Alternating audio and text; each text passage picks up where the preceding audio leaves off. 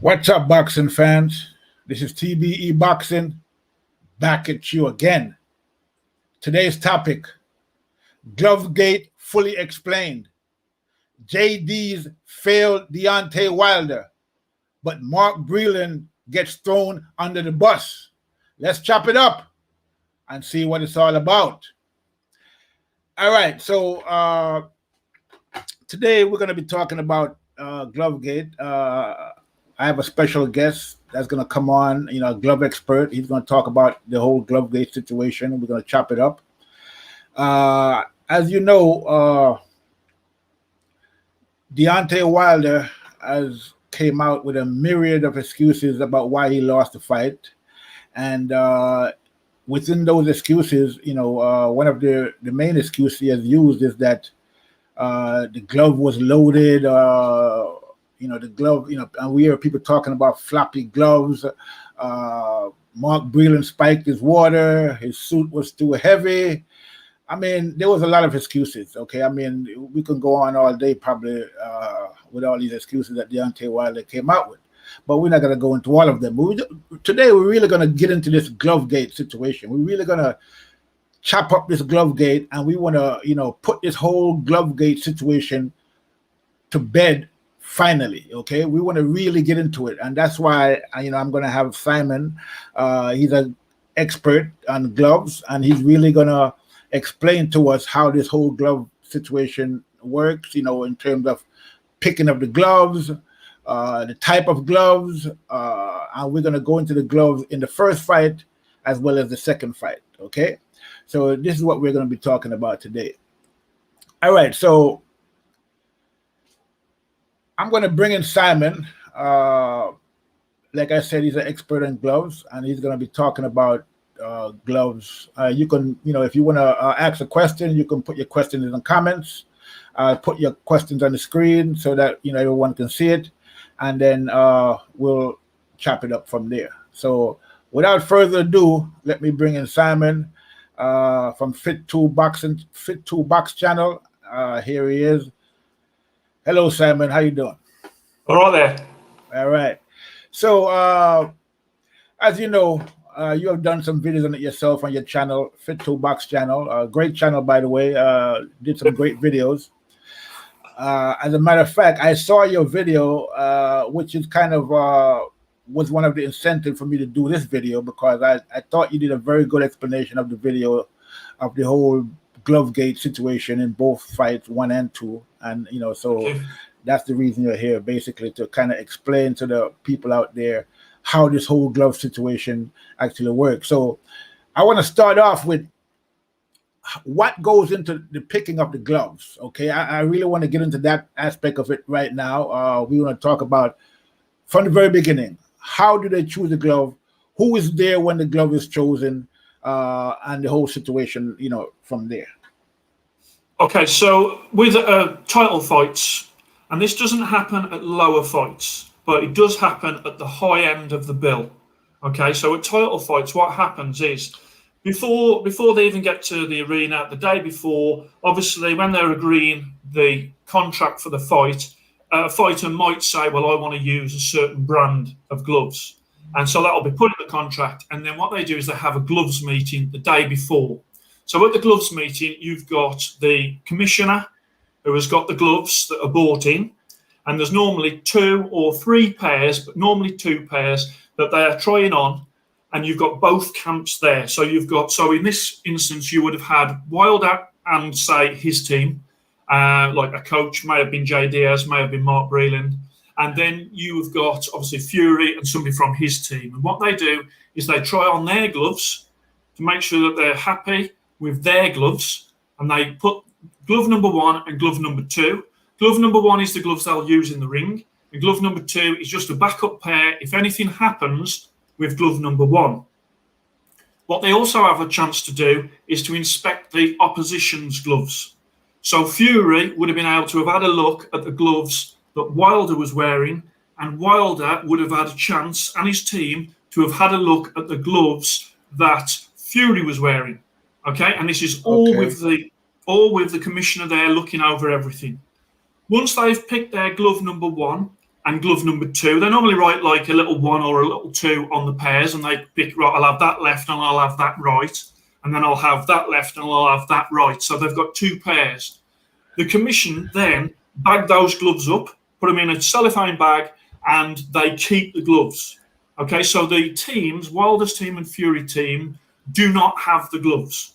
The commissioners have the gloves, and they hold on to those gloves until the next day when the fighters are in the dressing room and they need their gloves. And then the bags are unsealed, and number 1 pair is put onto the boxer. Now, when the hand wrapping is going on, you will have a member of the opposite team in your dressing room, as well as the commissioner, the inspector who has bought the gloves with him. Okay, so you've got your trainer that's actually going to wrap your hands and put the gloves on. You've got a member of the opposite team that is going to be overseeing it, make sure there is no foul play. And then you've also got the commissioner, the inspector, that is there not only for that process, he brings the gloves in, but he stays with Fury. So in this instance, it's Fury's gloves that have been in question. That commissioner, that inspector, he stays with Fury in his dressing room the whole time. Okay, let me just interrupt you for a second. So the inspector that inspects the glove, he's in the room with Fury along with Fury's team member, right? Is that correct? Yeah, Fury's team member, which, say, for example, in fight number 2, it was Sugar Hill. He was the one wrapping the hands. And what about the opposition team member, like Deontay Wilder's team member? Yeah, so again, say in fight number 2, Jay Deas was there. There's footage of him there, chatting with Fury, chatting with Sugar Hill, and you can see that he is watching the process. Okay. So obviously his job is very important, because he's got to look to make sure nothing happens untoward. But even if he misses it, the commissioner guy, the guy that's bought the gloves in, he's watching as well. And they're not like watching from 10 foot away. They're within a yard or 2 of the hand wrapping process. Okay, all right. So now they're inspecting the glove. The commissioner is there. Jay Deas is there. Okay, he's as well, the opposition. So what happens from there? So they put the wraps on. Everyone's happy that the wraps are okay. Then they put the gloves on, which are taken out of the cellophane bags, and they put the gloves on. So the gloves are then tied. Again, there's some footage, especially in the second fight of Jay Deas. He's actually chatting to Tyson Fury while the gloves are being tied up, and then the gloves are then taped up, so you can't sort of mess with anything on the glove from that point. And then they're signed off. So when you see pictures and you can see there's tape and the sign on the wrist of the glove, that's what it is. It's to make sure that tape can't be altered and the glove can't be altered in any way after that, because if they move the tape, it would disturb the signature or whatever they've written on that tape. Okay. Now, before they go out into the ring, can you describe that process? I mean, does the commissioner go out with the fighters to the ring? Yes, he does. Yes, he stays in the dressing room the whole time. So while the fighters are warming up, they might be doing some pads, they might be doing some shadow boxing, whatever they're doing. The actual commissioner, he is in there at that time. He is watching the whole process.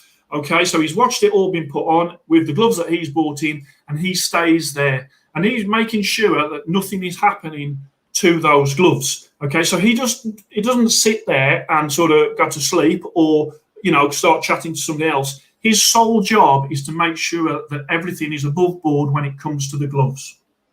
Okay. All right. So he walks out into the ring with the fighter.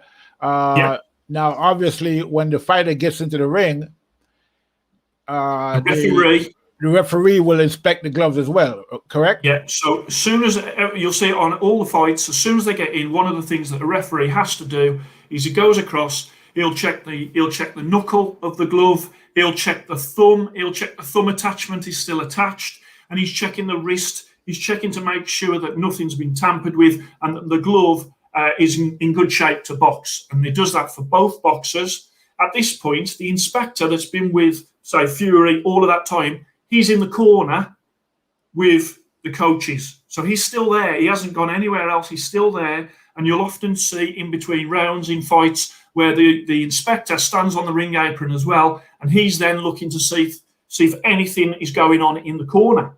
So it's pretty bulletproof in terms of what they're doing. So how long does the referee, how long does the commissioner actually stay at the ring? Does he stay there the whole fight, or he leaves at some point? He's there the whole fight. He's there the whole fight, and in between each round, he's watching he gets up. So as close to the action as the trainers are, he's there. He's watching. Just make sure they're not giving the boxer anything, you know, like a pillow or something or whatever it is. I mean, it doesn't really happen. So, but they're there to watch to make sure no foul play. And then at the end of the fight, you'll see quite often in fights, the end of the fight, the gloves are taken off quite quickly.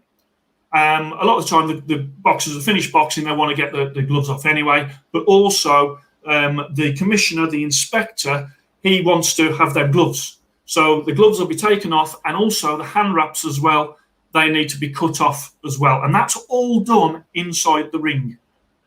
Okay, so that's pretty interesting. So the inspector is there throughout the whole fight. He's watching in between rounds. Okay. Yeah. Okay. So I wasn't aware that the inspector actually stayed there the whole fight to watch the gloves. So that's pretty interesting. Okay. And with that, and we'll sort of go into the other things as well, but lots of people are sort of referring back to other fights. So I've heard people saying about, well, what about Louis Resto and Billy Collins? Well, that was kind of a fight that was quite low down on the bill. It wasn't a title fight. So probably they didn't even have any inspector watching the gloves being put on. And then obviously then the Panama Louis was able to put gloves on that hadn't got padding on. But that's totally different to what happened in the Fury and Wilder. Fury and Wilder was such a high-profile fight. There's no way that they would have done that process without the inspectors there. So to sort of try and link a fight from sort of the 80s, just to give you an example, if say you've got 10 fights in the UK and 2 of them are title fights, then the title fights are the ones where the inspectors would inspect the gloves. They wouldn't be on the lower ones where there's the journeyman fighting, because they probably haven't got enough inspectors. But there is a sort of moral code between hand wrappers, trainers, that sort of thing wouldn't go on. Again, that doesn't count for anything in this fight, because this fight being such a massive fight means that there was inspectors in both dressing rooms, and it all would have been done to the letter. They've only got one job. That's what they're called, an inspector. They're there to inspect. Yeah, well, we have pictures of that actual process, and we see the pictures of Jay Deas in the room with Tyson Fury. We also see the pictures of when they were putting the gloves on, where the inspector was there and Jay Deas was there as well. So yeah, that's pretty common knowledge that they had inspectors in both fights actually. So all right, so now that we know about that, I mean, basically there's an inspector there, before the fight. Okay, let's talk about how the gloves are actually chosen for the fight and the type of gloves that was used in the first fight. Okay, so the type of gloves that was used in the first fight. So Fury was wearing Everlast MX. Okay. So hold on 1 second. Let me just bring something up real quick, because I want people to take a look at this situation here. We're gonna look at some Everlast MX glove, and let me know if this is the glove you're talking about, okay? But now I'll be able to tell you straight away. Whereas what's happened is a lot of people commentating on this, they don't really know boxing gloves. They think that all boxing gloves are the same, especially fight gloves, and that's not right. That's not right. There is different padding in different ones. So as soon as you put the glove up, I can tell you, yeah. So there is the light blue ones, those are Everlast MX, and those are actually the gloves that Marcus Maidana tried to wear against Floyd Mayweather. Okay. And as we all know, Floyd Mayweather would not have those gloves. He refused to have those gloves be worn by him or Maidana. So those are the gloves that was used by Fury in the first fight. Is that the same type of glove? In the first fight, Fury was wearing Everlast MX. Those fights, They were green, and in those gloves is majority it's horse hair. There's a very thin layer of foam, but really it's horse hair. And that goes back to the days way back when they used to just weigh the gloves by the amount of horse hair that they'd got. And it was either an 8-ounce or a 10-ounce glove. And that was how they used to get the weight. It's still the same now, but there is some gloves that have got foam padding in. So they still need to meet the 10-ounce if it's a heavyweight. But it's not necessarily that it's going to be horse hair. So if I just point out on the screen there, so that glove, the Everlast MX, is called a puncher's glove.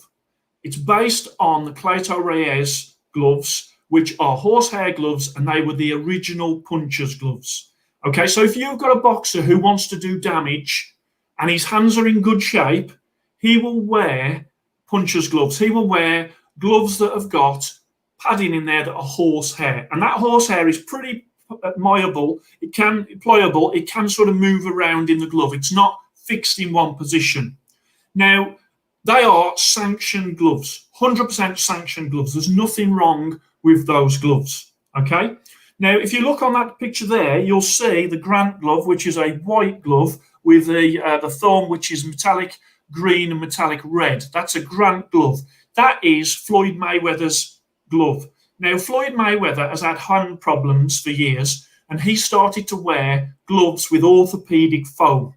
So you can have a fight glove that has got orthopedic foaming to protect the fighter's hands, or if your hands are in good shape and you want to cause more damage, you can pick a sanctioned fight glove that is like the Everlast MX, which has got horse hair in.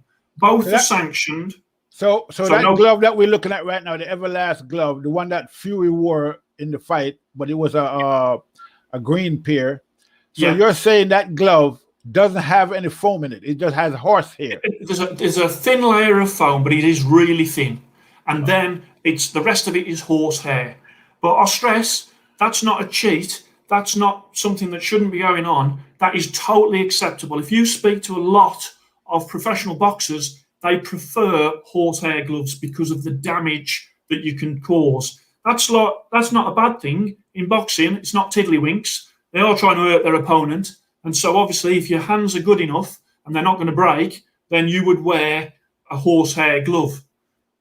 Okay, so now, as we're looking at right now, this is Mayweather here, and he decided in this video clip, this snapshot from the video clip, where he said that there's no way he's going to use that glove, okay, or he's going to let Maidana use that glove. So if you were worried about your fighter, getting any type of damage, you would not let the opposition wear that glove. Is that correct? Of course. What you're looking at there is the gloves meeting. You can see there's the scales that are there. That's where they're weighing the gloves to make sure that they're the right weight. So at that meeting, as well as sort of inspecting each other's gloves, they're weighing them as well, making sure that the gloves are the right weight. The gloves, in that instance there, must have been the correct weight. And really, Mayweather shouldn't have been able to have turned around and said that he shouldn't use those. But because he said there's no way, there's no padding in them, there's no way you're using them, that was when I think he had to pay a lot of money to Maidana for him to not wear those gloves, because Everlast MX are a sanctioned glove. Okay, but at the end of the day, those gloves with the horsehair, not with a thin layer of foam padding, those gloves are basically, like you would say, puncher's gloves, and it's almost like there's no padding in there at all, basically. I mean, if you try them on, I mean, I've got one here. If I can just show you on the camera, and so that's it's really see how I'm pushing in that. Yes. And then if I show you another glove that's got the foam padding in, so both of these gloves are authorized. With that one, I'm pushing in with the same amount of force, and it's not going really anywhere because it's padded. And yet, when I do this one, it's going right in. You can see that straight away. It's fully indenting. Puncher's glove, protective glove, both sanctioned. Okay. Okay. So in the fight, in number one, Deontay Wilder wore Everlast Powerlock gloves. They were a gold pair, and Everlast Powerlock is Everlast's other version. So they've got the MX, which is their puncher's version, and they've got their protective version, which is the Powerlock. Now, the reason Deontay Wilder is wearing Powerlock is because he's had injuries on his hands and he's had operations on his hands. So he's probably looking to protect his own hands. You can still punch hard, as we've seen, but that's the reason he's in Powerlock. Now, there is pictures of gloves where Wilder has wore Everlast MX in the past. So okay. It's not like Wilder's never wore Everlast MX. He has. He definitely has. I mean, there might be customized ones. They're not the standard ones, but they're definitely MX. They've definitely got horsehair in, and he's wore them in the past. He may have hurt his hands while wearing them, and that's why he's had to change after his operations to the Powerlock. Okay, so typically, like you said, in the glove meeting, the trainer or the coach is there. Now we know that Mark Breland have come out and said that in the Wilder fights, the two fights, Jay Deas was the one that took his place basically and was in those meetings. He was basically left out of those meetings. He said he came on his Instagram and made that point. And he actually said he was, due to all the controversy, he was glad that he was left out of that, so he didn't have that responsibility. So really and truly, it was Jay Deas who were in those meetings. We see that it was Jay Deas also in the room there with Wilder while he was getting his hand wrapped, and he was also in the room. He was there also when they were putting the gloves on. Okay, so now the reason I'm saying that is this, because that's very important. There was an article that was put out. Okay, about it's several years old now. It's an article about Jay Deas, okay, basically, and I want to share something. There's a paragraph in this article I want to show you. Let me pull it up on the screen. Give me 1 second here.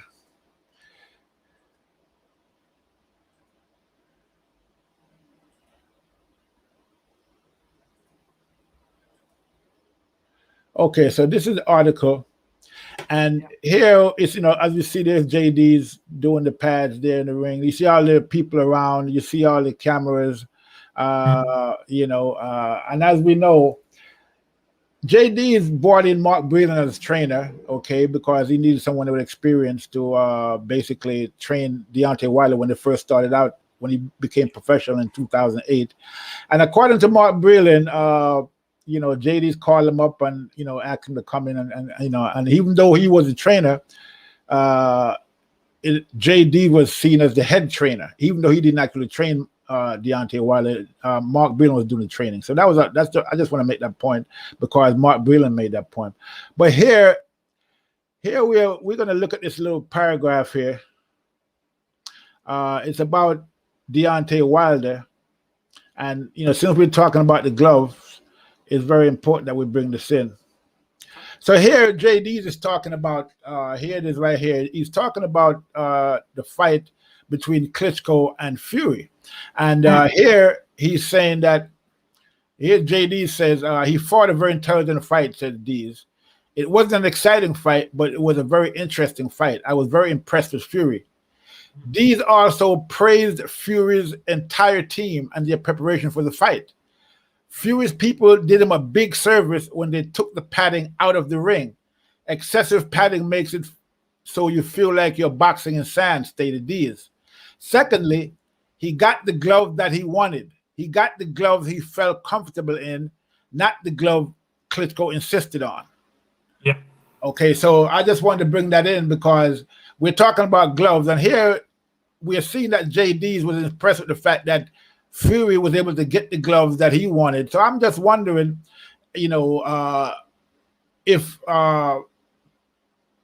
Jay Deas actually made any effort to get the gloves that Deontay, I'm not sure what the whole situation was with the gloves and why he would allow Tyson Fury to wear those type of gloves that we talked about previously in that fight. Yeah. Well, the thing is, because Wilder's wore Everlast MX himself in so many fights, then they haven't really got a leg to stand on to say that they don't want the other fighter to wear Everlast MX because he's wore them himself in fights. So it's not like, oh, that's a glove that we would never use. Wilder's team have used that. So they would have looked, saw that was Everlast MX, probably saw lots and lots of pairs of them being used in big fights. Canelo Alvarez uses them. Lots of fighters use them. So they're not, they're a sanctioned glove. They can be used. The only reason Maidana and Mayweather became so big was because obviously they were protesting. They didn't want him to wear those gloves. But he still had to pay him not to wear them gloves, and it was a lot of money because the Everlast representative was there on that occasion, and he was saying, "Look, apart from the colours, this is the glove." So yeah, I mean, in terms of what you've just put up there, I think what the Klitschko's used to do is they did try and get little bits of advantage here and there. Not only was the opposition fighter having to come to Germany, but things like the foam in the ring. The gloves, trying to get little bits of edges. Some people would say cheating, some people would say a bit of gamesmanship, but just trying to get a bit of an edge. I watched the thing yesterday, and Fury was saying that Klitschko had wore heels or something in the pre-fight sort of when they're head-to-heads because he was so tall. These are all little psychological things that a team would try. And Jay Deas, he's got to be wise to anything like that, if that was going to happen. And just to show you the picture you've got on the screen there. Yeah. So what you've got there is you can see that that's the glove that they're wearing. The Paffen Sport, that's the glove that they're wearing against Klitschko, and you can see that they're quite bulky gloves. So they're both wearing foam Paffen Sport gloves. Okay, again, both of those gloves, Klitschko and Fury wearing sanctioned gloves. And then the above picture, that is from Wilder versus Fury 2, and that's where he's wearing a pair of green Paffen Sports, but those are horsehair gloves. So that's the equivalent of an Everlast MX, what he's got on there, but the gloves that are green in that picture are horsehair. The gloves that are red in that picture, they are foam padding, even though both of them have got Paffen Sport on the outside, and both of them are made by Paffen Sport. Most companies, and I'll show you this now, most companies have got at least two types of glove. So this one is the soft padding that this company does, if I can get them on the screen. So that's the soft padding that they do, that particular company. And they do a harder padding. Okay, so the gloves essentially look the same, but this one's the foam. So that one's the foam. That one's the more softer version, so they're equivalent of the horsehair type version. You can see it as I'm pressing in. Some companies, Everlast included, they have some more. So they have some other gloves as well as Powerlock, which is the padded version that Wilder was using, and MX, which is in Fight 1, the horsehair version that Fury was wearing. So, that's not unusual. It's not unusual. It's totally normal. Okay, all right, so we see the type of glove that was being used in the first fight and the second fight. In the first fight, like you said, Fury basically wore the horsehair gloves, the gloves without any padding. It seemed like there's no padding. The very same gloves that Mayweather refused to use in the Maidana fight because he said there in that clip, video clip, there's no padding in this glove. There's no padding in this glove. I'm not going to use these gloves. Okay, so we know that those gloves have no padding in them, but anyway, they got horsehair padding in. Well, I mean, it has horsehair padding. But it's very thin, but it is a sanctioned glove, and people need to realise, because I've heard people say that the glove looked, especially in fight number 2, that the glove looked old and beat up like it had been used loads. Well, horsehair gloves look like that because the padding is not filling the leather out. They do look like a worn glove, but they are brand new. So anybody that's saying that the glove looks old or beat up, again, doesn't understand horsehair fight gloves. Okay, so the point is that in that situation, in the glove meeting, if there was some dispute or if somebody wanted to dispute the gloves, that would have been the place to do it. Jay, my point is that you know, a lot of people are blaming, you know, Mark Breland, but actually he was in that meeting, was Jay Deas, who took over that responsibility for those two particular fights, because it was a high profile fight. So you know, I guess I don't know. I'm not gonna, you know, second guess why he decided, of all the fights that they had before, that in those two fights he would decide that he would be the one that's in those meetings, because from what I'm hearing from Mark Breland, that never happened previously. In all the other fights, it was Mark Breland that was the one. Oh, was he? Oh, right. Okay. I mean, ultimately, the person, whoever it is, it's their job to make sure that they're happy with the opponent's gloves. Now, even in the gloves meeting, remember that it's not only the opposition, the inspector is there as well. So if the inspector said, I'm not happy with these gloves, the inspector could also say, you're not using these gloves. So in that gloves meeting, not only did Jay Deas say that Fury's gloves was good in both fights, but also the inspector would have done the same. So it's not just one person; it is two. Yeah, but I mean, essentially or effectively, I mean, I don't think the inspector would necessarily, you know, not tell the fighter what glove to use, or to say, well, he's just here to make sure there's no funny business with the gloves. He wouldn't really be telling the fighter, you know, don't use these gloves because of preference, for example. You know, I mean, what I'm saying is, if a pair of gloves turned up and there was no padding in, i.e., it had been either manufactured in a bad way or in a sort of sinister way, then the inspector would have his hands on the gloves, and he would be able to turn around and say, I'm not happy with that glove. He would be able to do that, because they will have backup pairs of gloves that they might not have the same colours. Like Maidana, I think what happened with him, I think because he couldn't wear the baby blue, which was his custom gloves, I think he ended up in black and white. Still the same glove, I think it was, but it wasn't the ones that he wanted originally to use. All right, so let's now that we know the type of glove that was being used, it was the Everlast, and we're going to go back to the first fight. It was the Everlast horsehair glove, which is a glove that's very thin padding, a foam of padding, and basically horsehair, which doesn't really give much protection, really. That would be the type of glove, like you say, that a puncher would use if they wanted to do damage and not worried about protecting their hands. You know, they would use that glove. Okay, so now I've heard it said that there were egg weights in the gloves. Okay, and I'm going to bring up a picture right now, because we have to really examine this, because this whole idea of egg weights being in the glove, it doesn't really make any sense to me. And so I want to show people what the egg weights actually look like, because I doubt if a lot of people even know what the egg weights look like. But so let's take a look at some egg weights. Give me 1 second, let me pull it up. Okay. So after everything we've said about everyone being checked before and after, for him to be able to get those in his gloves, even if they were a smaller version of that, for him to be able to get them in the gloves, in my opinion, is impossible. So these are the egg weights, and as we can see, this fighter has the egg weights in the palm of his hand. There's a ring inside of the egg weights, and so he can, say he had a closed fist over those egg weights, then they would have to wrap his hands with those egg weights in his hands.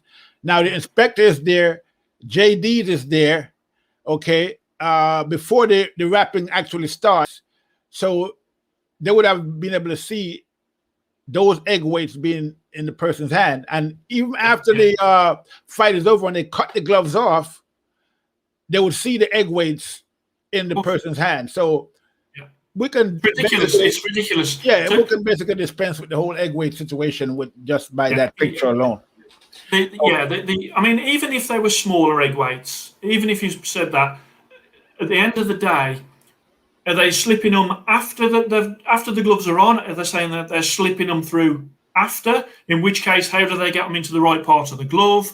If you was hitting somebody and you got them in your hands, you wouldn't just have one dent on Deontay Wilder's head. he would have dent after dent after dent after dent on his head because he was getting hit with the right hand all the time. So, you know, it wouldn't just have caused one dent, which obviously I don't. My question is this: how could the head weights in the palm of your hand with your fist closed over it? How could that cause a dent? I mean, it's your hands are wrapped, your hands are inside the gloves, the egg weights are in your hands. I mean, basically, the only thing they would do would make your hands heavier. So I mean, so they couldn't actually cause a dent and in anybody's head. There is a loop. See on his finger there is a loop that goes round. So what they're saying is essentially that he would be hitting with that loop. But you know, if you're hitting with that, you're potentially going to break your finger. Yeah, that makes sense. I mean, that could happen. And as we know, that loop is like an oval shaped loop that we see his index finger is through that loop. So the so-called dent in Wilder's head was shaped like an end swell. You know, and I should just let me bring up that picture. Give me 1 second here. That end swell.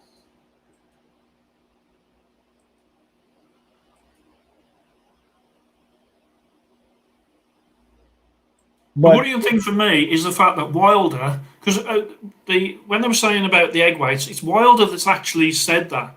And I know he reckons he went to the doctor and his brother had said that they performed an autopsy. He got the wrong word, and that's fair enough. But we need Wilder to come forward and say, this is the evidence, this is what the doctor, this is who the doctor is, and what the doctor said about this is how this dent was caused. Now, to me, when you see him now, there is no dent. So what's happened to the dent? Because dents don't just repair themselves. Yeah, well, this whole dent situation, you know, didn't really make much sense to me at all. And like I said, from what I'm looking at, it would seem that it was, again, Jay Deas using the end swell to basically bring down the swelling over his ear. What he's doing is he's pushing with a rectangular end swell. He's pushing any sort of swelling away from Deontay Wilder's eye, and the end swell finishes here, which is where the dent was. And he's also got like a right angle, and it was a rectangular end swell. So I think that's what's happened. He's ironed it out, which is the whole point of an end swell. He's ironed it out with firm pressure to get any swelling away from his eyes so he can see, and that's left that. Somebody took the photo. Before you know it, somehow, you know, as I say, if there was an egg weight or anything in the glove, he wouldn't just have had one dent. He'd have had dent all over his head. Yeah, well, the problem with the end swell is that, you know, you have to be very careful using that. You can't apply too much pressure because according to the description of the end swell, it can cause more damage or cause more bruising or contusion if you use it incorrectly, which seems to be the case. Or he's just used it properly, and where the swelling has sort of been moved to, it's produced that sort of look.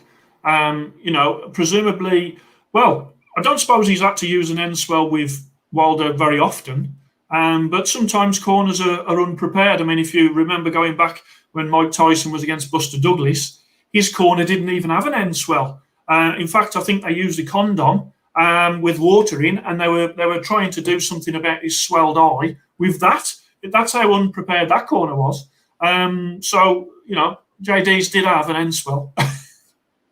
Yes, he did. But as we all know, he didn't have a cut man in that corner either. So that's another story. But anyway, we're going to bring up the end swell so that people can see what it looks like. It's like a preparation, actually. If you're going down the line that Fury was wearing wrong gloves or gloves that have got no padding in, or Fury was somehow able to get an egg weight into his gloves, even though the cameras and everything was watching, and the inspector and people from the different camps, what they're basically turning around and saying is that at every point, Jay Deas has not done his job. Yes, basically. I mean, that's what it comes down to. But here's the end swell. This is what the rectangular shape. Okay, that's what it looks like for the people that don't really know. Here, we're going to show Jay Deas actually. First, we're going to get a little description of what the end swell actually does. Here it is. Okay. And there is saying that you know, the end swell is to apply pressure. And it says here, proper use of the end swell is to apply light pressure and hold the tissue in normal position, as the cold slightly constricts the capillaries to reduce ancillary swelling. Excessive pressure or attempts to iron out a bruise will only damage tissue further and exacerbate the bruise or contusion. So that's pretty interesting right there. Also with end swells come in different shapes. So they're not all rectangular. So the fact that he had a rectangular one and there was like a right angle in the swelling where he reckoned he got a dent, it's a bit of a coincidence, because if the end swell was like a rounded shape, a circular type shape, then obviously that wouldn't have happened. So yeah, there is different ones. Yeah, there you see on that side of the face, it's got, for me, that's the answer when it comes to the dent. You know, if Wilder was to come out and he's got a doctor's report that he's saying that he's been hit with something other than a fist, then he's got to produce that. The problem you've got is it's been nearly a year now. So if you think someone has hit you with something in a professional sport, that's illegal. So you'd go to the police. It would be assault, attempted manslaughter. It would be, or attempted murder, some would say, because it's premeditated. It can't be the case, because he would have come out with the evidence by now. All right, so that's basically that's what the end swell looks like for the people, and I just want to leave that for people that don't know about it. But you know, this is what I think personally. I think that caused that contusion at the side of his head, where they said it was a dent. It was like a rectangular shape. You know, I would think that would be the logical conclusion to draw from that. Now, and if it was a case that the dent was still there, he could turn his head now and the dent would still be there. You know, it's unless he's had an operation, how's the dent gone? Dents don't just disappear; it's there forever. That's a good question. Why is Jay Deas so quiet? Oh, he should come out and speak. Yeah, absolutely. He has been quiet. Well, not only so was Wilder. Not only Jay Deas is quiet, but you know, the Wilder fans. I mean, the Ldbc. These guys have gone out there and, you know, crucified Mark Breland, but we don't hear nothing about Jay Deas from this, you know, quote unquote pro-black Ldbc commentators or fans that's out there. We don't hear nothing about that, about Jay Deas whatsoever, which is, you know, kind of amazing to me. But if it's coming from Wilder, and Wilder thinks it's Breland and he doesn't think it's Jay Deas, and I think it is all coming from Wilder, because for months the Wilder channels were sort of going out with these excuses, and I was thinking it was just, you know, they were trying to get views. But when Wilder came out and said these things, I think that it was coming from Wilder, and he's the one that's sort of supplying the information for them to run with. And to be fair to the Wilder channels, they were saying that. They were saying a source close to Wilder has given us this information. So they wasn't lying at that point. But I do think that they're sort of misguided and confused when it comes to sort of the gloves, the procedure, and also, you know, just what happened. What was the last question there? No, I was going to segue into the actual glove, the floppy glove, the flicker jab. So we're going to talk about that now, because I mean, I guess in this situation, you can say that I just want to dispel the whole egg weight, something in the glove, you know, all this type of conspiracy theory about the glove, something being in the glove or anything like that. We can dispense with all of that based on what you've got the glove meeting with so many people there, Inspector, Jay Deas, and obviously you've got cameras there as well on most occasions these days. So they're actually, at that point, they could have objected to the gloves, and they didn't. Then when the gloves are taken away by the inspector, the gloves are brought back. When Sugar Hill in the fight number 2, which is when they're saying about this egg weight, Sugar Hill was the guy that wrapped the hands. So you're immediately saying that Sugar Hill's in on it, firstly.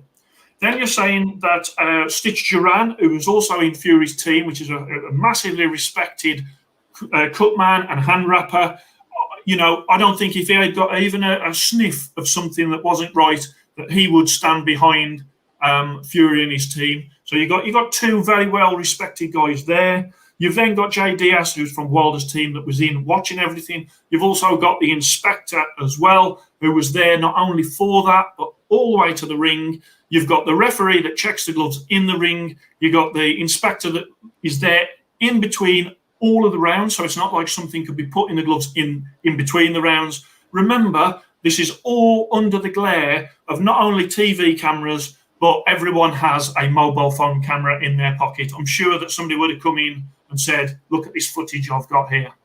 Okay, that make all of that makes sense. And like I said, I just wanted to dispel with all this whole egg weight in the glove and all this nonsense, which didn't really make much sense to me in the first place. Now, the only reason it's going on so long is because it's coming from Wilder. That, you know, if it wasn't coming from Wilder, this would have been squashed a month after. That's obvious, because we saw him come out with his on October 31st and basically co-signed all of these conspiracy theories. On November 31st, actually. October 31st. Yeah, so he basically co-signed all of those conspiracy theories about egg weights, some kind of foreign object in the glove, the whole 9 yards. But now we're going to talk about illegal tactics in the ring, because as you know, fighters hit, they have low blows, they grab each other by the neck, they slap with the gloves. There's all type of little tactics in the ring that fighters do that sometimes the referee might catch it or he might not catch it. Some referees are better than others, so they will stop these type of tactics. In the case of Fury, we saw that he was doing a lot of slapping in the fight, and this is where the whole floppy glove situation came in. So I want to talk about what he was doing with the flicker jab and the slapping. If you can get into that, if you can expand a little bit on that. So in fight one, his tactics was totally different to fight two. In fight one, he was trying to use the same sort of tactics that he used against Klitschko, which was lots of feints, lots of sort of floppy movement, lots of little jerky movements to sort of make sure that Klitschko and obviously Wilder couldn't set themselves for their big punches.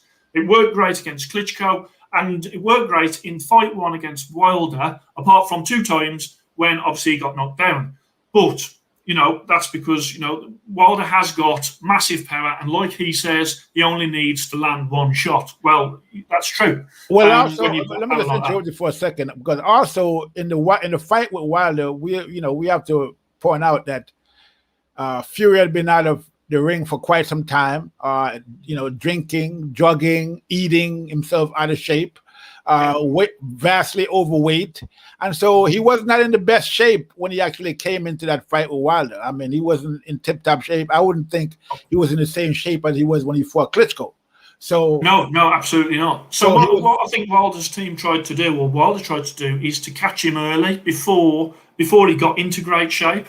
So, they could see that he'd lost a tremendous amount of weight. They wanted to sort of get him a bit like, Mayweather got Canelo early. So sometimes it's about timing. Mayweather wanted to get him with Pacquiao when it was a bit late, because he wanted to sort of see whether Pacquiao would slow down a bit. And I think the tactics would have been, right, we want to have the scalp of Fury, and the way we can do it is he's not in the best shape yet. He's on his way, but he's not 100% yet. And then in the second fight, he was. Yes, so that obviously. But let's get into the illegal tactics that Fury was using in this fight, in the first fight, and we're gonna show a clip, actually a picture. I want you to explain this picture so that the people can understand what's actually going on. Hold on for a second.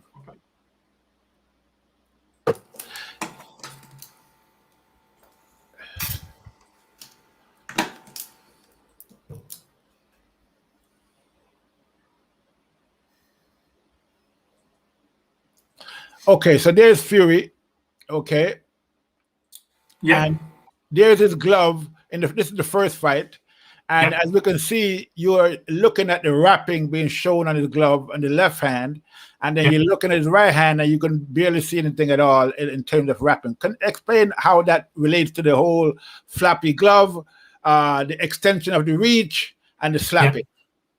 Okay, so as I say, in fight number one, his tactics was probably to flappy jab, flappy style, just trying to keep him away, keep him unsettled so he couldn't set himself. So what happened was when I did the first video, and this video has got 885,000 views now. I didn't expect it to do what it's done, but it did. There was two schools of thought. There was the school of thought that was from the Wilder side, where the Wilder fans were saying that he got his fist in the wrist. Okay, and then the other side was lots of professionals saying absolutely impossible. That cannot be the case because of how all of the checks and stuff that go on. And let's also remember, Fury has got massive hands. He's putting his hands, which are like shovels, into a 10-ounce glove. So we have to factor that in as well. These gloves are small for Fury. Now, there's also footage out there of Fury when he's sparring in like 16-ounce gloves. And again, he's still doing that big, like flapping movements. You can see that is his style. Looking at that picture there, the reason why I think that my video sort of went the way that it did was because I wasn't saying that. I was saying that his hand was slightly lower down, but I said his hand was open. I wasn't saying that his fist was in the wrist, because let me just, if I show you. Okay. I'll show you. Okay, so this is a softer fight glove. It's not the exact one. This has got a little bit more padding in. Let me just have a little.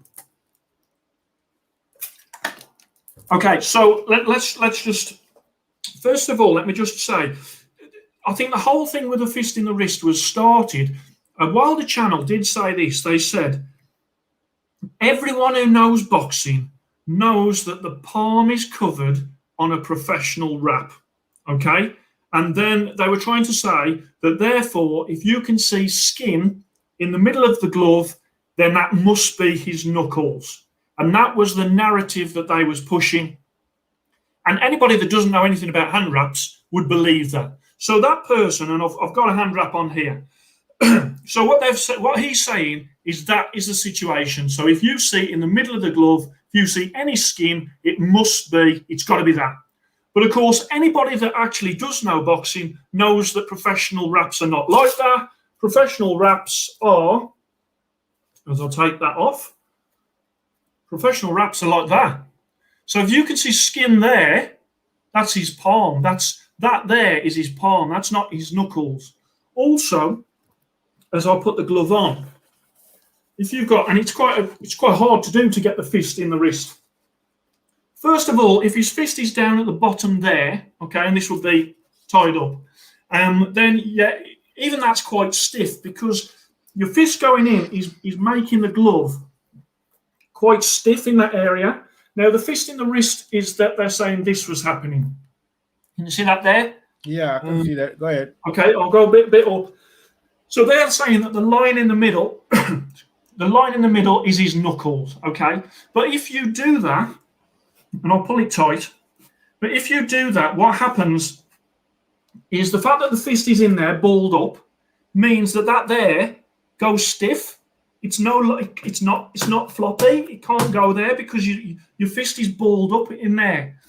Also, Fury was grabbing onto his shorts with his left hand.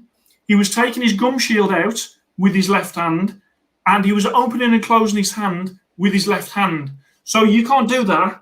If your fingers are here, you can't open and close that glove.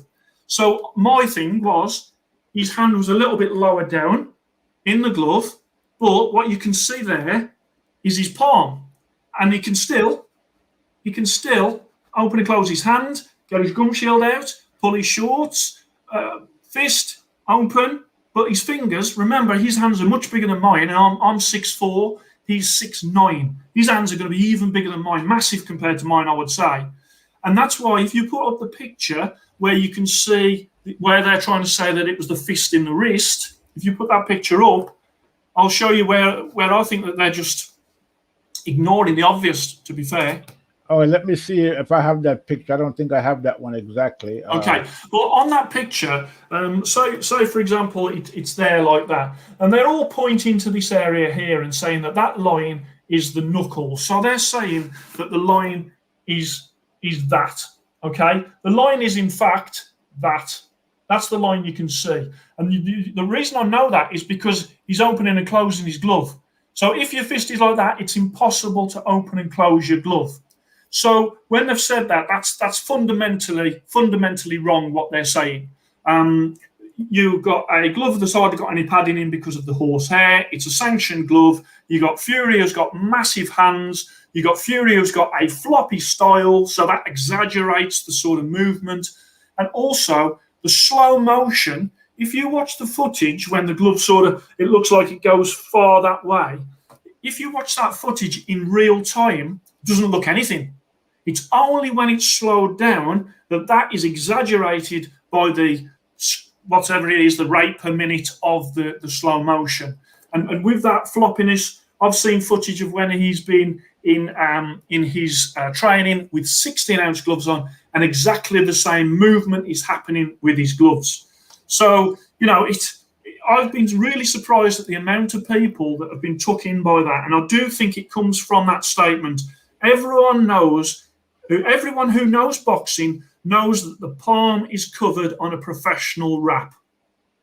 Okay, so since I've seen videos of actually I saw some people, they went around and they had fighters put their fist in the wrapping part of the glove and try to use that, and it would all of them said no, there's no way you can use that. You'd break your hands, break your knuckles trying to punch somebody like that. So that doesn't really make much sense. But so what was Fury actually doing? He was hitting Deontay Wilder with the heel of his hand, and when he was throwing those punches.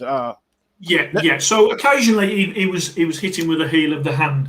Now there is footage, a lot of footage, especially against Ortiz, where Wilder is doing some almost criminal slaps himself.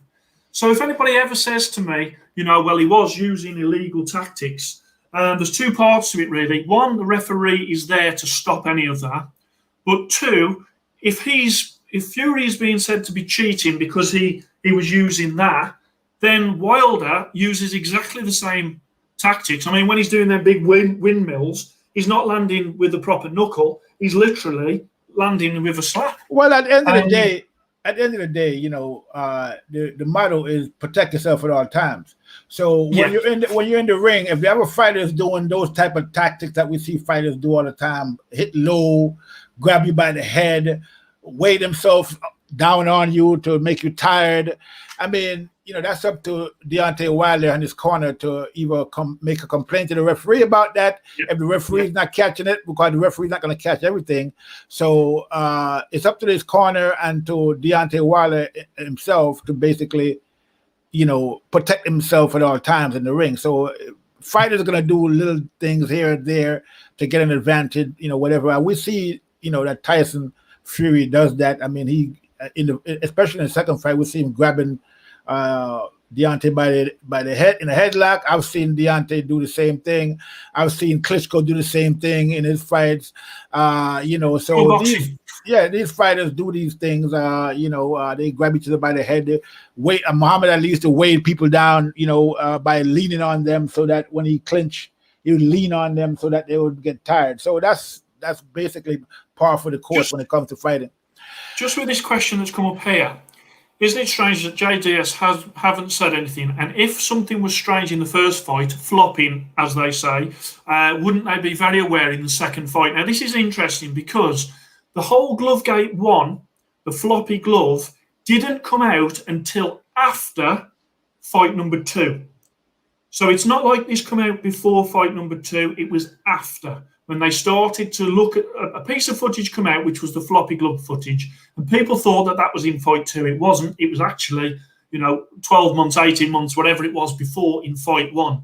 So what this guy here is saying, that they'd be very aware of it didn't come out until after fight 2.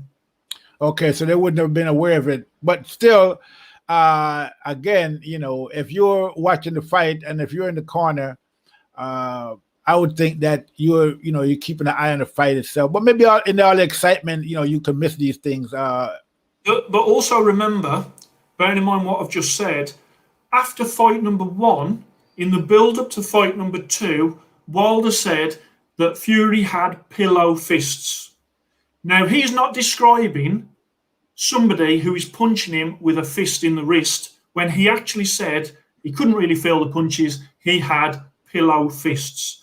That's Wilder saying that, not anybody else. Surely, if he'd have noticed something strange about the glove or how he was being hit, whether it be with the heel of the hand or whether, as Wilder's fans saying that it was a knuckle, a fist, he would have turned around in the build-up to the second fight and said, he was hitting me with his fist, his bare fist, or there was something wrong, or he was slapping me. And he didn't say that. He actually said, well, Fury's punches were pillow fists. So that tells you straight away. Wilder didn't even notice. Well, I mean, we all know that at the end of the day, all of these excuses came up after the second music. fight. I just heard some music. No, that was my phone. Sorry about that. That was my phone. Okay. Yeah. So as we know, all these excuses came up after the second fight when Wilder got stopped by Fury, and so most of these excuses are coming from that. And they even tried to make it seem like the whole floppy glove situation was in the second fight as opposed to the first fight. So we all know, But my thing again, as I said, is that in the second fight, let's talk about the second fight for a minute, because there was a different strategy by Fury in the second fight, where he went and got he went to the Quank gym, came up with a different strategy, and he came in there and he took the fight to Deontay Wilder as opposed to trying to stay away from him and using that whole floppy glove situation. So he was punching with force and effectiveness as opposed to the first fight where he was basically fighting on the back foot. Okay? Yeah, so his whole tactics for the first fight, up until he got knocked down for the second time and then sort of resurrected back up, his whole tactics was jerky movements, try and keep him off in terms of not being able to set himself, Wilder, but it didn't work in the 12th because he got knocked down. But what most people would do is when you get up and you just be knocked out in that fashion, you would go on the defensive. But what Fury did was he went back and he attacked back at him. And I think in that round, he realised that the way to beat Deontay Wilder is to put him on the back foot. And so his whole training for fight number 2 was around getting to a gym that's going to get him to that aggressive style. And then he was on the front foot the whole time. It makes sense. A fighter that's used to always being on the front foot is never going to practice being on the back foot. Yeah, definitely makes a lot of sense. So it was genius, actually. Yeah, I mean, I would have to agree with that. I mean, when he first came out with that strategy and he said he was going to do that, not many people believed him, okay, because they thought it would be suicide to do something like that against Wilder. But as we saw, it was very effective for Fury, and he got the job done, and he stopped Wilder in the 7th round. And so, after that, we see all the excuses coming out, and all the conspiracy theories, and the first one was the costume, wasn't it? The first thing that they said was he said that his costume was too heavy, 40 pounds costume, and it was too heavy, and he wore it for 15 minutes before the fight, and it had took his legs away. Well, I mean, I'm sorry. Go ahead. At first, when that was said, obviously people thought, "Oh, what an excuse." And what we didn't realise was he was going to then come out with many, many excuses after that. And then there was even a point not so long back when the Wilder fans were saying, actually, no, it was an overheard conversation, and he never said that. And then the other day, there's some audio footage where Wilder did say that. So I don't know what they're doing now. They're backtracking again, I would imagine. But the bottom line is this. He wore a costume that was ridiculous. Why would you wear a costume like that? So if that had any effect on him, either his team's to blame or he's to blame. I mean, he even had red eyes, so you could literally see when he took it off, the flashing, his eyes took a little while to get ready to the normal sight. I mean, he normally wears a little mask, fair enough. But that whole big, massive Power Rangers type thing was didn't ridiculous. really make much sense to me from the way such a big, basically like a bear suit. Why would you wear something like that coming into the ring? I mean, it just didn't make much sense. But again, it's up to his team to, and even I guess maybe he was trying to scare Fury. I don't know why he came up with that. But at the end of the day, my whole thing is that Mark Breland is getting a lot of flack for all of these things. They're trying to blame Mark Breland, and as we all know, when they were picking the gloves, and we talked about those gloves, that was horsehair gloves that didn't have much of padding. It doesn't feel like there's much padding in there. Like as you described them, they're puncher's gloves. Those were the gloves they used in the first fight. Okay. The whole floppy glove situation, as you described again, is where Fury had his hand out of the glove partially, coming down, and he was basically slapping. As a matter of fact, let me show you something real quick, what Fury was actually doing in that fight. We're going to look at it here. On my video, at the top in the description of my original video, as it's gone past and other channels have sort of been doing some great videos, I've been adding them in as well. So there's some great evidence in the top description of my video as to what happened. And they're showing other fighters doing slaps and stuff like that. But yeah, heel strike is gonna hurt. But I've also got on there, I've got footage, as I say, of Deontay Wilder doing exactly the same. And the referee in fight number 2 did take a point off Fury as well. So, let's not forget that. He did have a point took off him. It wasn't sort of totally ignored by the ref. Why did he take that point off, by the way? Do you know why was the point taken off for exactly? Do you know? I can't remember that. It may well have been a bit of roughhouse tactics, and he just wanted to clean it up. Yeah, because Fury was doing a lot of roughhousing tactics in that fight. I mean, he was bullying. What he was doing, he was using his size. He was 3 or 4 stones heavier. He was using his size. There's actually some footage when he phones his dad after the fight where he literally says, "Look, Dad, if I can't beat somebody who I'm 4 stone heavier than, then I need to pack in." Because that in boxing is a massive, massive weight advantage. If you think about, say, Ricky Hatton, when he was a light welterweight, he moved up 7 pounds to welterweight, and he didn't have the same punching power. He was feeling the amount of the punches that was coming back at him more than when he was 7 pounds lighter. We're talking 3-4 stones heavier, Fury to Wilder. That's massive, absolutely massive. Yeah, he was very outweighed by a lot. But here we are looking at this picture where, as Deontay was getting hit by Fury with the heel of his hand. He was slapping him or hitting him with the heel. As you can see in this little picture with that little circle around the hand here, you see the way his hand is.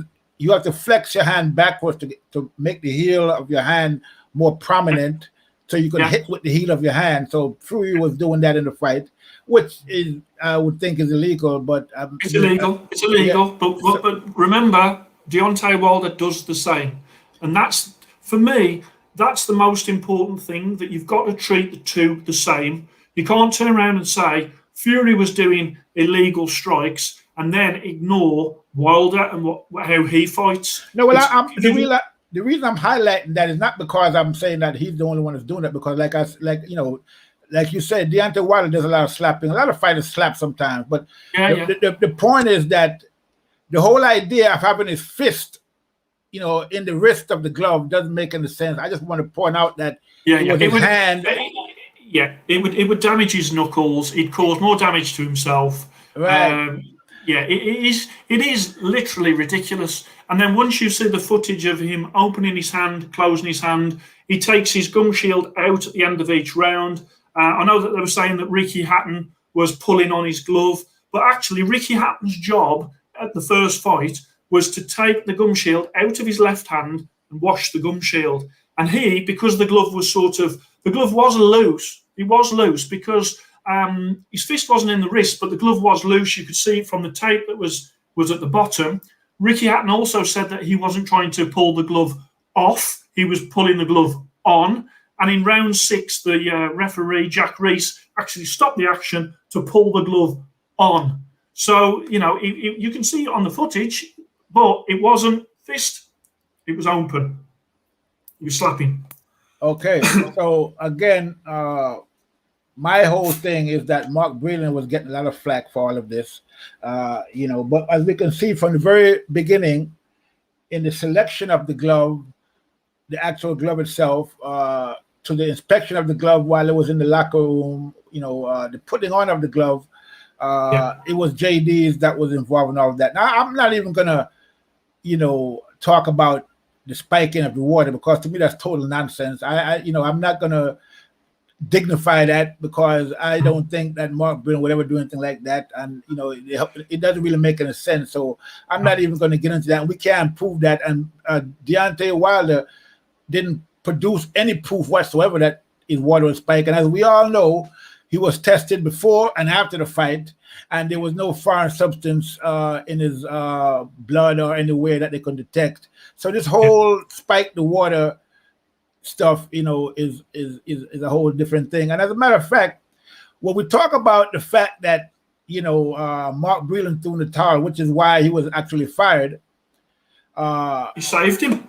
I mean, if there was something in the glove, as they claim, and he threw in the towel, then he actually did Deontay Wilder a favor, because he would.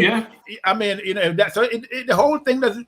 Why would you spike the guy's water and then throw the towel in when he was getting beat up? It doesn't make any sense to me whatsoever, even just that level alone. Yeah, and by all accounts, everybody that says anything about Mark Breland says he's a stand-up, honest guy. His reputation is, top. It's stellar. There's no one turning around and saying, oh yeah, he's a dodgy guy. Everyone is saying what a great guy he is, and he's a model professional trainer. I think he's been treated really poorly during all of this. Because ultimately, Wilder got beat by a much bigger guy who's a better boxer, and Wilder's now looking for, well, why did that happen? That couldn't happen to me. It must be my trainer's fault. It must be my costume. It must be something in the person's gloves. It must be. No, you just got beat. You just got beat by the better boxer who outweighed you by a lot.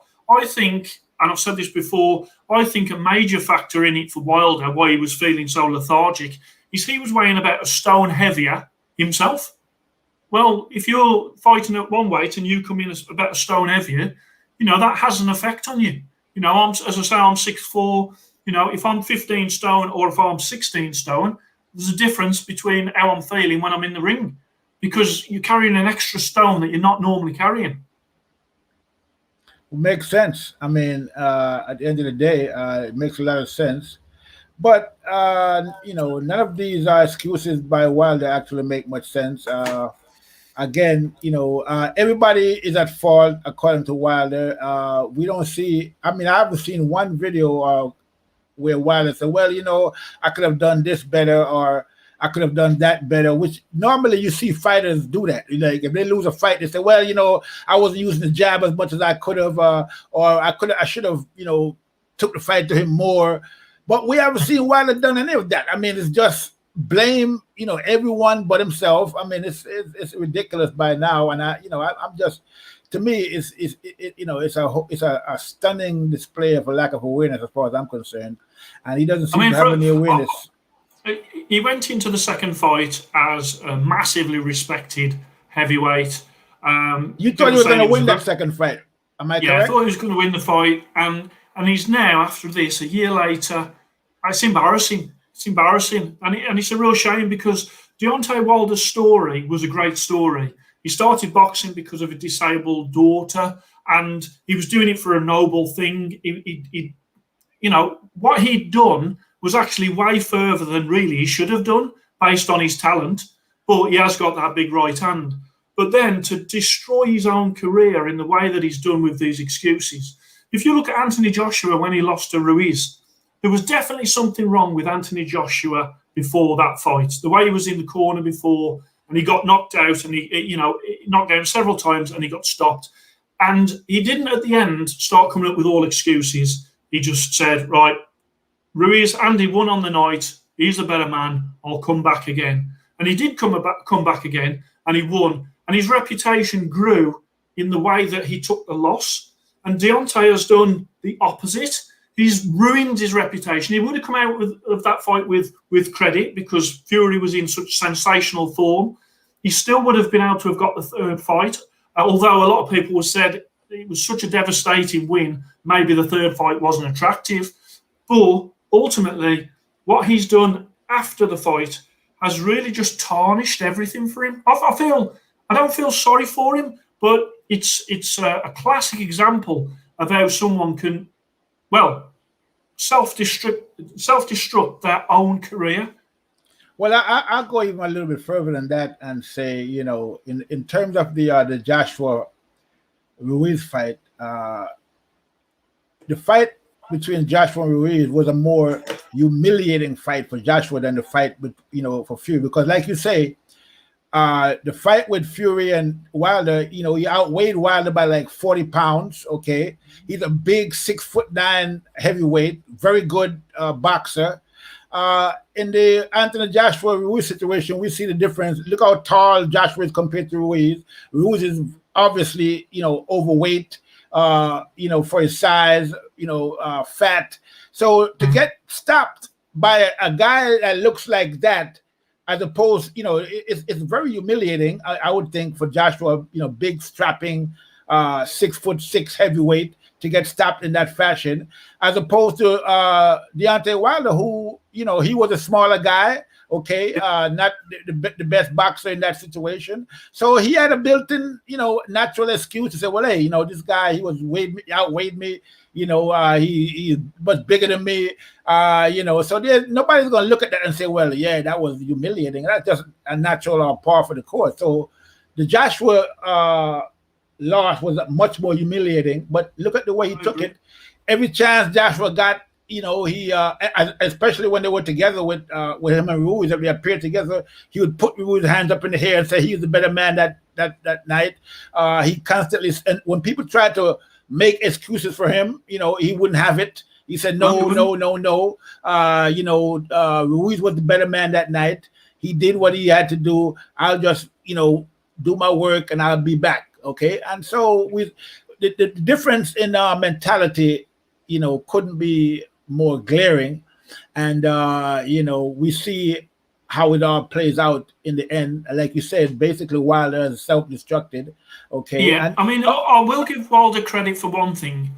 The WBC created the Bridgerweight, which is a division that is made for Wilder, and Wilder said, I don't want to fight in it. He could be that champion quite easily. And he said, I don't want to fight in it. I'm used to fighting much bigger guys. I want to carry on as a heavyweight. So I'll give him a massive amount of credit there, because he could have easily picked up the WBC Bridgerweight, fighting guys that are 15 and a half stone or whatever it is, and ruling that division for ages. I mean, he's, you know, but he didn't want to do that. So I'll give him credit for that. But at this point, for this still to be a thing, to me, is just ridiculous. I can't believe the amount of channels that are still running with this. You know, for me, it's like, it's just embarrassing for Wilder. It's embarrassing for his team. I mean, if you was a professional boxer and Wilder wanted to fight you, well, one, either he beats you, knocks you out, or you beat him and he comes out with loads of excuses and starts to bring a lot of other people into the frame as well. Referees, coaches, trainers, inspectors, all these other people. You wouldn't want to fight Wilder, because you'd just be thinking, well, I'm in a lose-lose. He's either going to just say I'm a cheat for whatever reason, or he's going to knock me out. And also, with what he's done to Mark Breland, why would anybody want to train Wilder? Because he's going to turn on you in a sensational fashion. As I say, we don't know what it is with Jay Deas that he seems to have escaped that wrath. But he turned on Mark Breland in a bad way. He also said the ref was drunk. Well, come on. Well, in terms of the whole Bridgerweight situation, I'm going to say this. You gave him Wilder credit for, you know, deciding to stay within the heavyweight ranks. I mean, at the end of the day, if Wilder was to actually learn how to box, I mean, you know, because as far as I'm concerned, he doesn't know how to box. And if he was to actually learn how to box and apply, you know, some good boxing techniques along with that power that he naturally has, he would be a great, it'll be hard. Who would be able to beat him? So, yeah. I mean, you know, he's been knocking all these, you know, I don't want to call it a fight of bums, you know, these guys that's not basically in any, not even contenders, you can call them really. A lot of these guys. Ortiz was probably his best win, and everyone knows that Ortiz is probably a lot older than he's saying. And Ortiz was beating him every single round until he pulled out that monster punch. So, and that's the thing. I think he just relies on that so much that he thought that was what was going to happen with Fury. And he actually said before, all I need is one punch. He needs to be on it for the whole 12 rounds. And if you've got that attitude, you think you're unbeatable. You're not going to train. You're not going to try and develop your skills, because ultimately you've got the weapon that you, up to this point, has got you out of trouble. So why would you try and improve your jab or whatever it is? Yeah, well, that goes to the part where Mark Breland talks about the fact that he tried to train Wilder in terms of working his jab and working different techniques, but Wilder would constantly think that he knows more than Mark Breland, and basically, like you said, it comes down to the fact that he was depending on that right hand. People was calling it the right hand of God, and so basically he started drinking the Kool-Aid and started believing in the hype. That all he needed was that right hand, which is it's bad enough he's not using a jab, because as far as I'm concerned, if you're not using a jab as a fighter, you're a one-handed fighter. The jab is probably the most effective weapon for any fighter in the ring, and he doesn't use a jab. He just depends on that one punch knockout. And if the guy doesn't cooperate with you, what do you do then?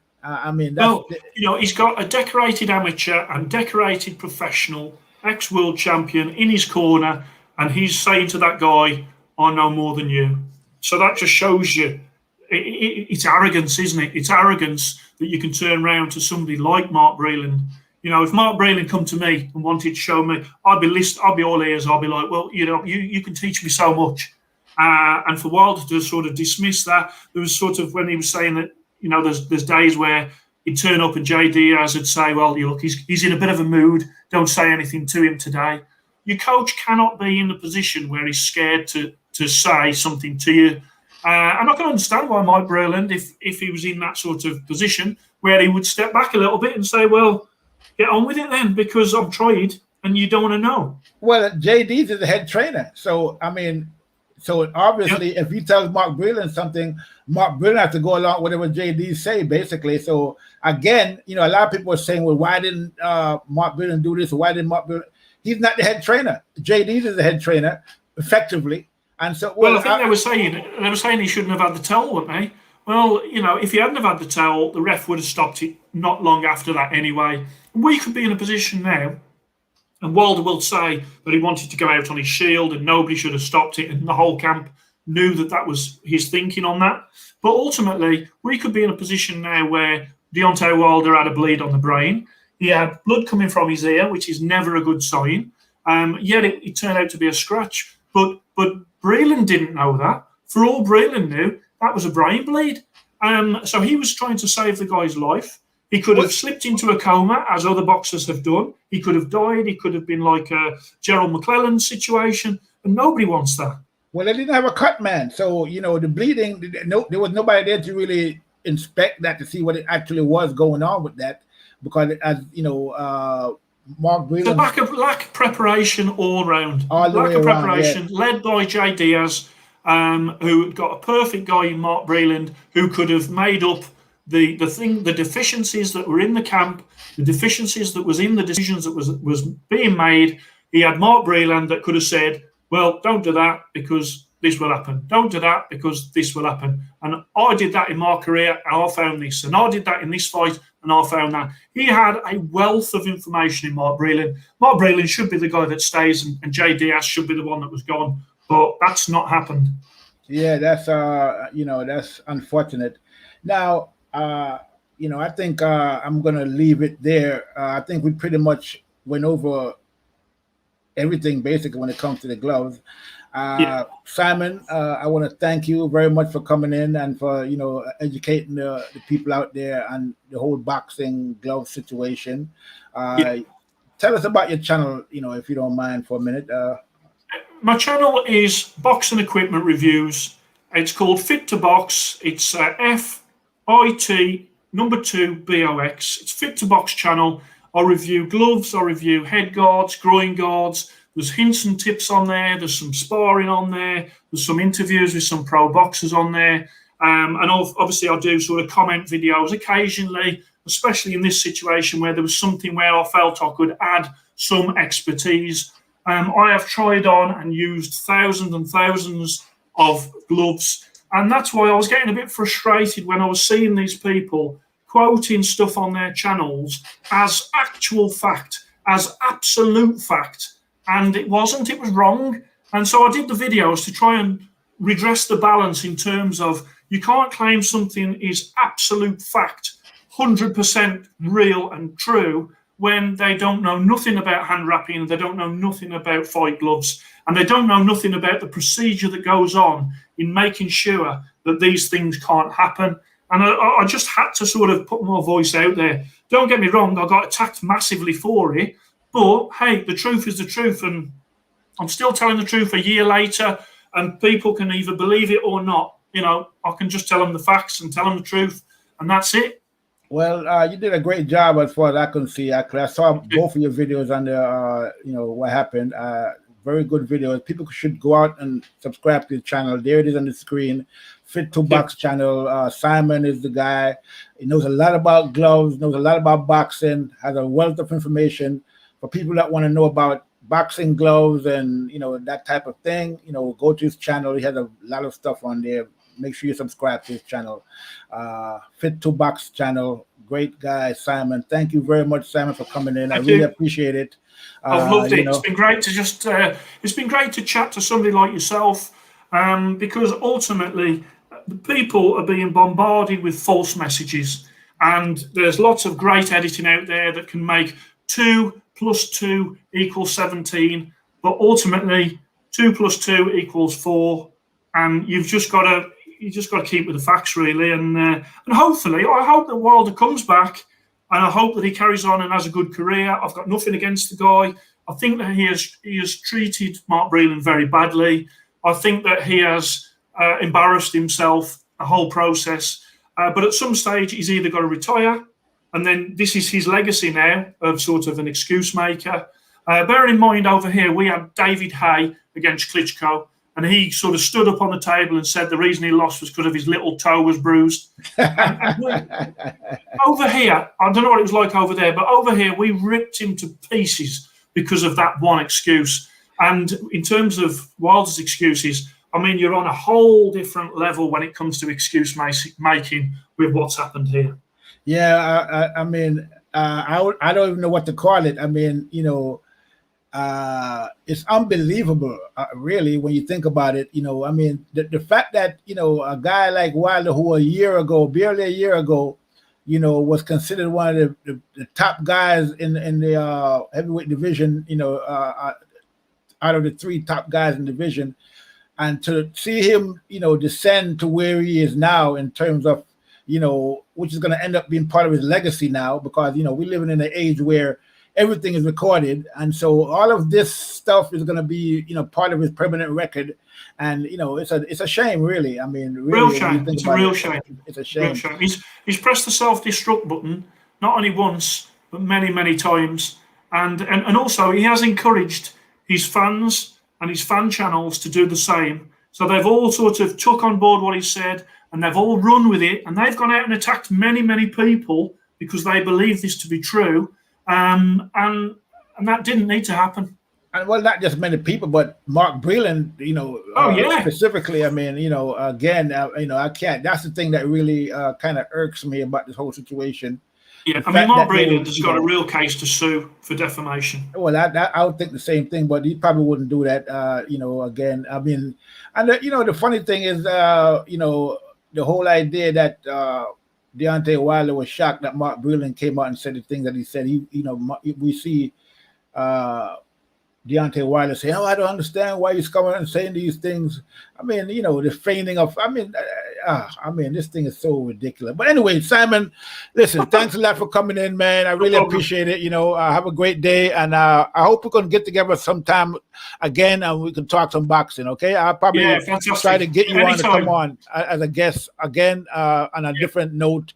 maybe something more positive. So thanks a lot. Yeah, Appreciate it. Thank Have you. a great day. All right, cheers. Bye. Bye-bye.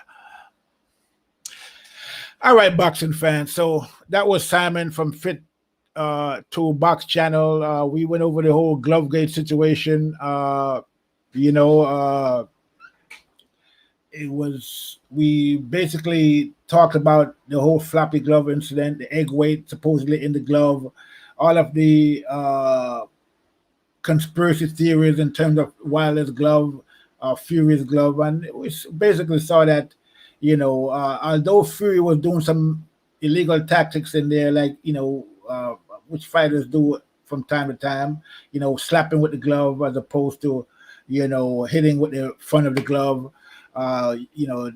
That's basically what he was doing, hitting with the heel of his hand, as opposed to actually hitting with the front of his fist. So his fist wasn't balled up in the glove. His hand was in the glove, but he was hitting with the heel in terms of a heel strike, okay, which can do a lot of damage, really, if you hit with the heel of your hand. And we saw that Fury was doing that, which is, basically an illegal tactic. But Wilder is known for slapping as well. A lot of fighters do that sometimes for whatever reason. We don't know. Maybe their hand hurt or they have damage to their hands or whatever. But Wilder did, Fury did do that. But as far as the, talk about him having egg weights in his glove, I think we pretty much debunked all of that. Okay. The whole idea he had his fist in the wrist part of the glove, I think we basically debunked that as well. So I won't even go into the whole poison water by Mark Breland situation. I think it's a joke. It's ridiculous, and it doesn't even dignify a response, which is why I can understand that, Mark Breland didn't even respond to it for quite some time, So, the idea that Mark Breland would poison his water, to me, or spike his water, as he's claimed, doesn't really make much sense. Never did, and he hasn't come up with any proof to that, to say that actually happened. And I would think that if he had some proof, he would have delivered it by now, but he hasn't done that, so we're not going to see that.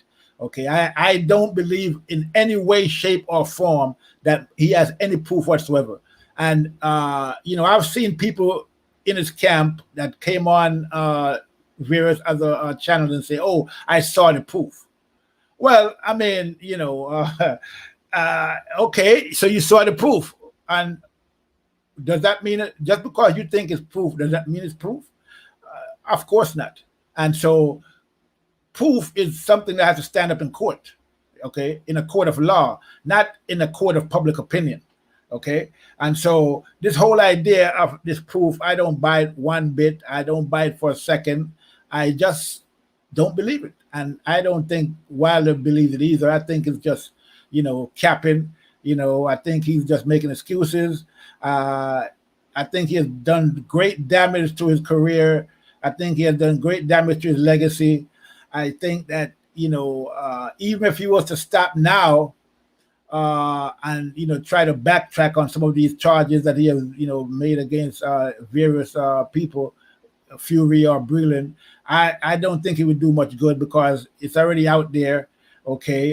He's already put his foot in his mouth, basically, to coin a phrase. And I think he has done an enormous amount of damage to his legacy, as a fighter. And it's unfortunate that has happened. Okay. But, it is what it is. Okay. And so he made his bed, and so he's going to have to live with it. Now, I want to address something else because there's a lot of people out there talking about, as a matter of fact, let me bring something up right now. Now they have a new excuse. Okay, these Wilder people are coming out with a new excuse. Now is this whole thing about MTK Global, Daniel Kinahan, mob conspiracy.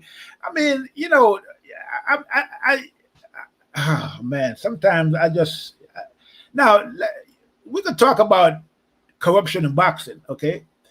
Now, boxing in the US of A, okay, has been, we've had so-called mob influence in boxing for decades, okay, if you want to call it that in America, okay. So the whole idea that some Kinahan mob or whatever they want to call it could come to the US and take over boxing, and so supposedly these guys, the Kinahan, is the ones that's stopping Deontay Wilder from coming out with his proof. I mean, this thing goes from the ridiculous to the I don't even know what to just call it. I mean, it's total nonsense. Okay. Again, I don't buy none of that stuff about MTK Global, the Kinahan, or whatever mob as they call it. Okay. At the end of the day, when you talk about boxing, and when you talk about big money, at the level that we're talking about, it's our business. Okay, that's what it's all about, big business. And when you're dealing with big business, there's all kind of various players involved in big business. Okay, some, you might say not so, you can say shady, you can call it whatever you want to call it. But at the end of the day, if you was to examine all of the big business dealings that go on, with boxing and not just boxing, but in other aspects of business, there's a lot of things that we can bring out. So this whole idea, they're trying to bring in MTK Global into this whole thing with this Deontay Wilder conspiracy theory is just desperation as far as I'm concerned. Okay, it's another desperate attempt by Wilder and his fanboys and this Ldbc fanboys out there to try and make more excuses again for Wilder. I mean, enough is enough. Okay, they need to end this now before. Well, I can't say before they do permanent damage to Wilder, because the damage is already done. Okay, and they're just piling on with all these more excuses and more excuses as far as I'm concerned. Okay, so I think that I don't know where this is all going to end. What we need to have is that Wilder needs to get back in the ring if he decides he's going to fight again. I'm not even sure Wilder is even going to fight again. I mean, we saw that this whole Charles Martin situation that was supposed to happen kind of didn't go anywhere. I don't even know if he was actually real in the first place. And I saw Charles Martin made a comment that he was gonna aim for the dent in Wilder's head. He was going to aim for the dent in Wilder's head if there was ever to fight. So I mean, at least he has a sense of humor. Shout out to Charles Martin. Okay, the what do you call himself? The man that walks the earth like a god. Okay, I like that phrase. It sounds very sensational. Okay, the gorgeous villain, Charles Martin, the man that walks this earth like a god. So according to the gorgeous villain Charles Martin, he's going to aim for the dent in Wilder's head. I think that's a perfect spot to aim for. Okay, if he can find it. But it is what it is, people. But so that didn't come to fruition as we saw. So I mean, at the end of the day, we got to look at it like this. Wilder has a lot of money right now. Okay, there's no real reason for him to continue boxing if he doesn't want to. I mean, I would love to see him continue because I think there's some intriguing fights out there for him. There's the Ruiz. I would love to see him fight Ruiz. There's Joseph Parker. I would love to see that fight between Wilder and Parker. There's Usyk. I think that would be an interesting fight. Okay, so there are a lot of fights out there for Wilder if he decides to continue with boxing as opposed to just making excuses. And I think there will be intriguing fights, and I think eventually he'll probably get a fight with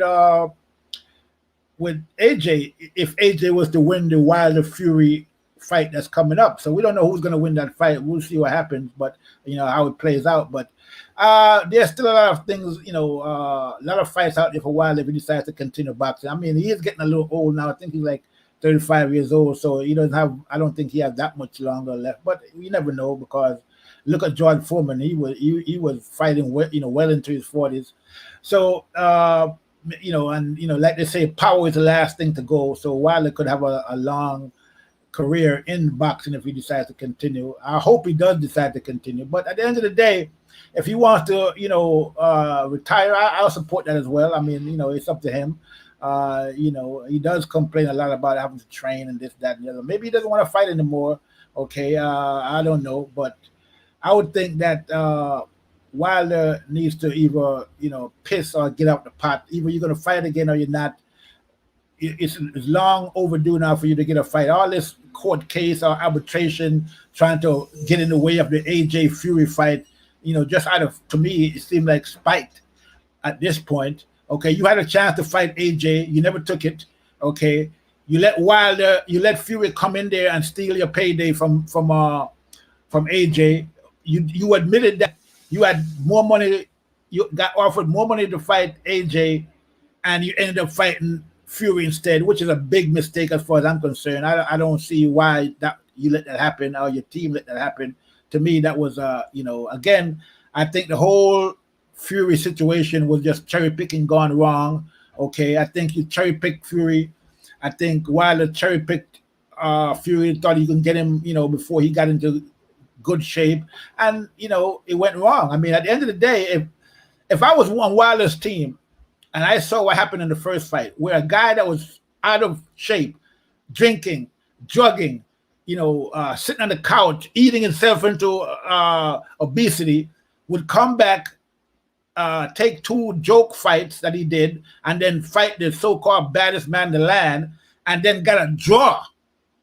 Okay, I would have never let Wilder go back in there with him again, because if he could get a draw under those circumstances with Wilder, and some would arguably say that he actually won the fight. I would say that. I would say he actually won that fight.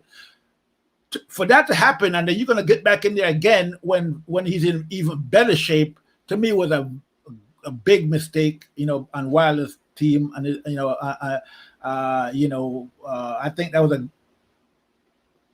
a catastrophic mistake. I would have never let him back in there with Fury under those circumstances. I'd have made sure he got the training. And and the thing about it was that Wilder, Fury delayed. He had another fight in between that fight, so he got a chance to even sharpen himself even more. And then when he came in the second time, he was probably the best Fury that we saw in a good while, and we saw the result of that.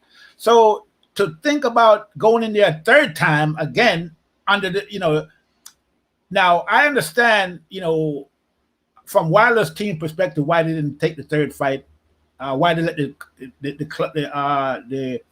the contract expire, because to put him back in there again so early in July, they had to fight in February, to put him back in there in July when the fight was supposed to happen, to me that would have been an even worse mistake than fighting him the second time. Okay, and I think that they should thank God that the pandemic came by to postpone that fight, because it would have been a disaster as far as I'm concerned. I think Wilder needs to get in there. He needs to do some serious work, okay, on his technique, on his skills, just like AJ did, and then come back, later on down the line and see, fight some fights in between, and then maybe try to get a fight with Fury again, if that will ever happen. I don't know if Fury will ever fight him again under all the circumstances that we've seen so far, with all this glove gate and this Watergate and this poison gate, now this mob gate nonsense that we're seeing, so it's debatable whether Fury would ever want to fight him again, and who can blame him? Under those circumstances. So it is what it is, people. But I think I'm going to leave this there for now. I think we have basically covered most of what's happening in terms of this whole Glovegate situation. I think, again, we pretty much debunked most of it. I don't think, I really don't think the whole Mark Breland spike my water thing is even worth talking about, really, because it's ridiculous. And so I didn't really address that too, at all, because I think it's foolishness. I don't think, Wilder has any proof for that. I think it's just another excuse, and it's not even worth dignifying by any type of response whatsoever. Again, I would just like to end with this, though.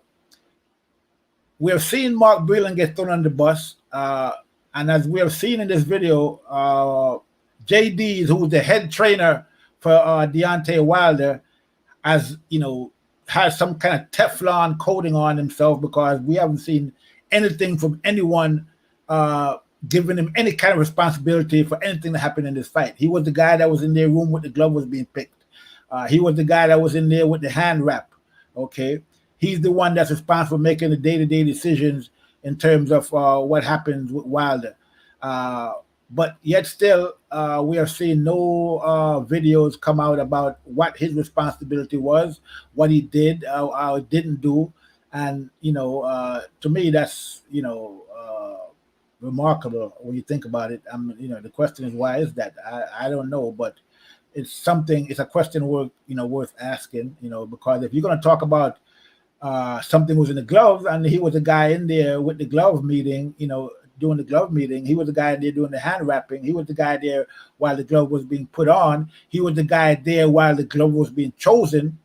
Okay. And we saw the type of glove that, we saw Simon from Fit to Box channel talk about the gloves and how the glove was being chosen and, the type of glove that was being used. So you would think that Jay Deas would, have something to say about all of that. People would, talk about the fact that Jay Deas was involved in all of this, but we didn't see none of that. So it is, again, it is what it is, but I just wanted to bring that out, okay? And I'm going to end it here, like I said. This is TBE Boxing. Make sure you subscribe. Also, go and subscribe to Fit to Box channel with Simon. Great channel. Has a lot of great content on there. Very good when it comes to talking about gloves and different type of boxing equipment. I went to his channel. I saw some of his videos, even the ones that are related to the whole glove gate incident. He has a lot of information on there, a wealth of information about boxing gloves and the like. And he's very good actually at analyzing fights as well. So yeah, go and check him out. Subscribe to his channel. It's called Fit to Boxing channel. Okay. Fit to the Fit FIT the number 2 Box channel. Okay, check it out. Subscribe to him. This is TBE. That's all I have. I'm out.